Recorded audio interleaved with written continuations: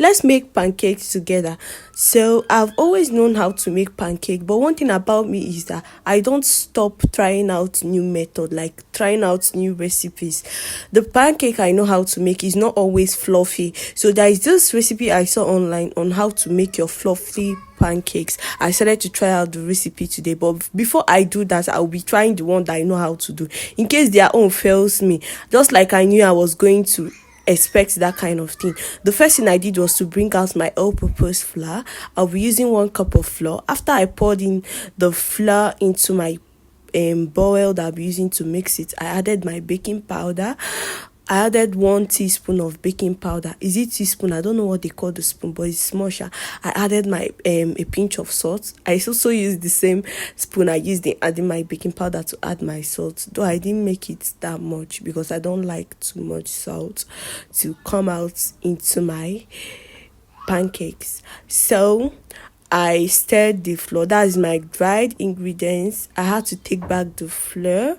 Then I started stirring. I now brought out my egg. Sure, I'll be needing egg. I brought out 1 egg.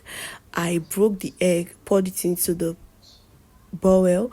I had to remove the back of the egg. That's the shell that fell into the egg, because I don't like when I'm eating my pancake or anything that I'm using that has egg in it, and I'll now be chewing that shell.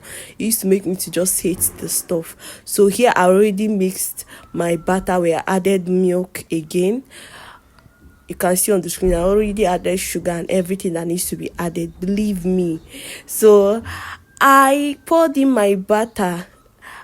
I poured it into the pan. The first one came out nice to see it, because when I made a video of how the recipe I made failed me, some people were like, it's from the pan, it's from you. Can't you see the first one I did? It was very, very okay. Not until I started to try that recipe I saw.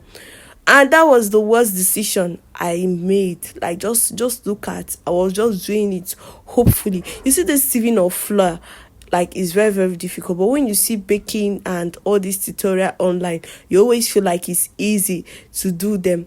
Not until you try to do it, that's when you realize that all of them are damn hard. Like, it's very, very hard. Anyways, I was done mixing my wet ingredients. I poured in my dried ingredients into the container I'm using to stir my batter.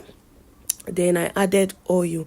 So with that recipe I saw online, it says that when you add oil into your batter, you will not be needing to add it to your pan again. For some person that is saying because of my pan is not a non-stick, this my pan are non-stick. Forget say the stick don't they come out, so this